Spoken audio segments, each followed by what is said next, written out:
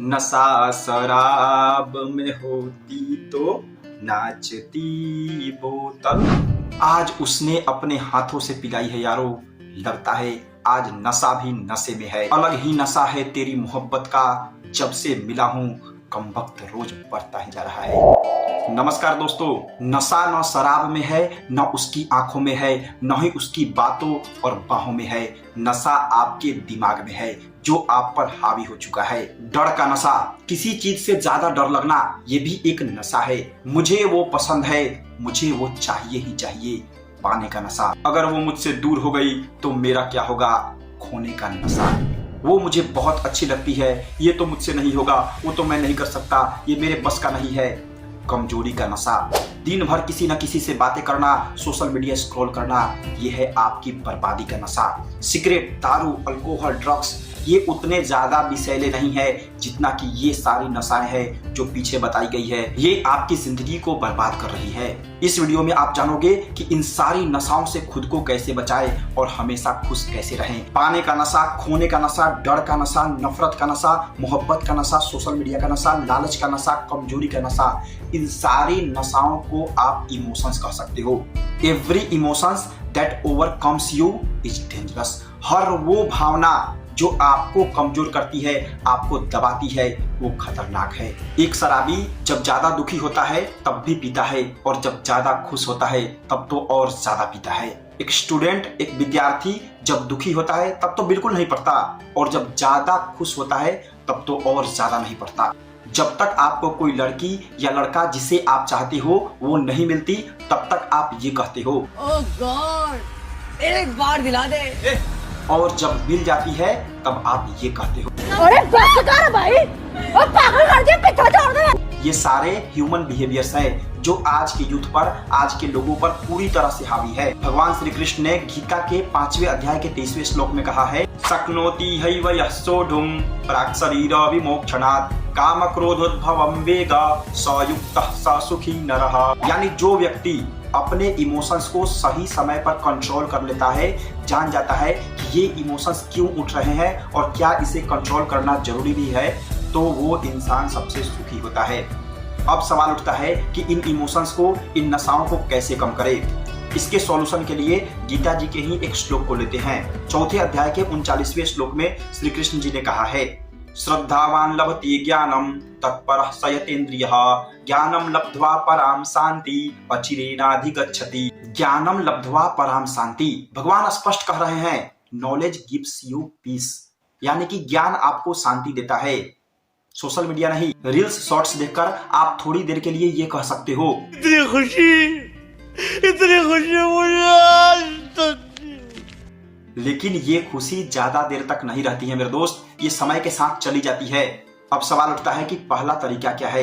पहला तरीका है कि आपको नॉलेज लेना है, अच्छे अच्छे लोगों को पढ़ना है, जानना है जीवन के बारे में कि हमारी जिंदगी कैसी है। कबीर दास को पढ़ो, जिद्दू कृष्णमूर्ति को पढ़ो, भगवत गीता को पढ़ो।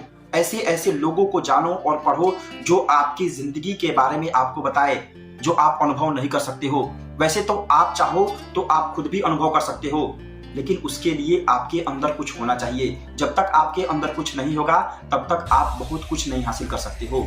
इसलिए पहले अपने बेस को मजबूत करो, और बेस को मजबूती के लिए क्या करना होगा, आपको नॉलेज लेना होगा। नॉलेज कहाँ से मिलेगा, सही लोगों से, जिन्होंने अपने जिंदगी को जाना है।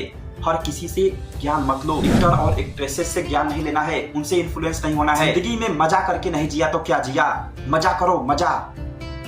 मेरे दोस्त, मजा से कुछ नहीं होता है। जब आप सही लोगों को पढ़ोगे, सही चीजें देखोगे, तो आपकी थिंकिंग प्रोसेस बदलेगी। आज आपको वो बहुत अच्छी लग रही है, लेकिन जब आपके पास नॉलेज होगा तो आपको क्लैरिटी आएगी। फिर आप ये कहोगे, तू नहीं कोई और सही, कोई और नहीं कोई और सही, बहुत लंबी है ज़मीन, मिलेंगे लाख हंसी, इस जमाने में सनम तू अकेली। हाँ, बट उसके लिए आपको योग्य बनना पड़ेगा। कृष्ण जी ने इसी श्लोक में कहा है कि श्रद्धावान लभते ज्ञानम। जब तक आपके अंदर श्रद्धा, आपके अंदर इच्छा नहीं जगेगी कि मुझे ये चीज सीखना है, जानना है, तब तक आप चाहकर भी कुछ नहीं जान सकते। ह्यूमन बिहेवियर, इसके बारे में कभी कोशिश किए हो जानने की? कभी ये जानने की कोशिश किए हो कि ह्यूमन साइकोलॉजी क्या होता है? फैक्ट्स में देख रहे हो कि साइकोलॉजी, जो बच्चे पेंसिल चबाते हैं वो बहुत तेज होते हैं। इन्हीं फैक्ट्स की वजह से आज बच्चे बर्बाद हो रहे हैं। वो ज्ञान आपको आगे नहीं बढ़ाएगा।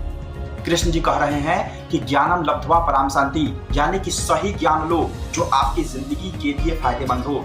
किताबी नॉलेज तो आपको मिल रहा है, केमिस्ट्री, बायोलॉजी, फिजिक्स, ये सब्जेक्ट्स तो आप पढ़ रहे हो, लेकिन ह्यूमन बिहेवियर, ह्यूमन साइकोलॉजी, कोई बड़े बड़े लोगों की बायोग्राफीज, ये आपको कुछ अलग दिशा देगी जो आपके जिंदगी को समझने में आपके लिए कारीगर होगा।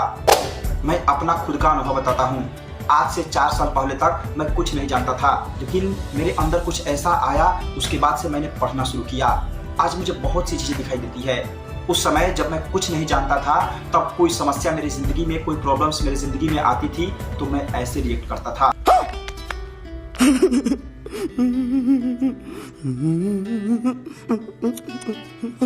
बट अब जब मैंने उन सब चीजों को पढ़ा है, जाना है, तो अब कितनी भी बड़ी समस्या आती है, उस वक्त मैं पूरी तरह से शांत रहता हूँ, विचलित कभी नहीं होता, क्योंकि मैंने इमोशंस को जान लिया है और उसे भरसक प्रयास करता हूँ कि कंट्रोल करके रखूं। फ्री टाइम मिलता है तो कलाम सर के, जिद्दू कृष्णमूर्ति के, इन लोगों के कोट्स पढ़ता हूँ।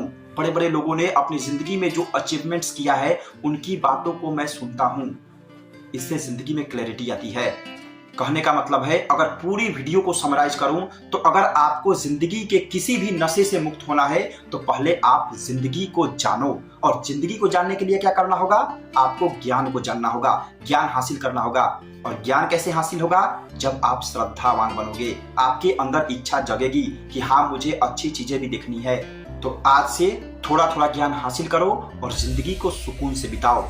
देखना, मैं गारंटी के साथ कह रहा हूं, अगर आज से आपने ज्ञान हासिल करना शुरू कर दिया, अच्छी चीजों को देखना, सुनना और पढ़ना शुरू कर दिया, तो आप जिंदगी के अंत में या फिर 2 साल बाद आप ये कहोगे, मजा आया।